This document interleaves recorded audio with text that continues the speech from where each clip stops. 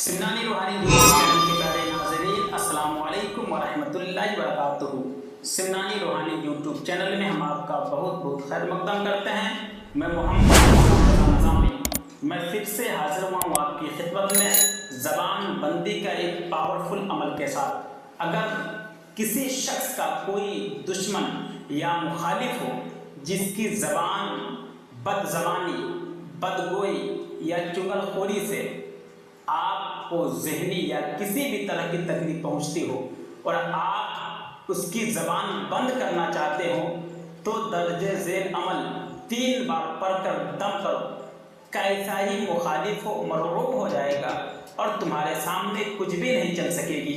अमल यह है कि कुरान पाक की आयत करीमा सुम्मुम बुकमुन उम्युन फहुम ला यरजिऊन ख़तमल्लाहु अला क़ुलूबिहिम व अला समिइहिम व अला अबसारिहिम गिशावा काफ हा या ऐन साद ला यतकल्लमूना हा मीम ऐन सीन क़ाफ ला याक़िलून।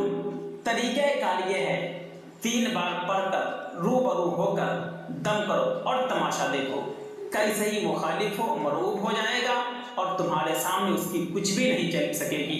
हज़रात, इसी तरीके से आप रूहानी जिस्मानी हर बीमारी के इलाज के लिए आप हमसे मुलाकात कर सकते हैं। मैं मोहम्मद रिजवान रज़ा नज़ामी, मोबाइल नंबर 9934419633। खुदा हाफिज़।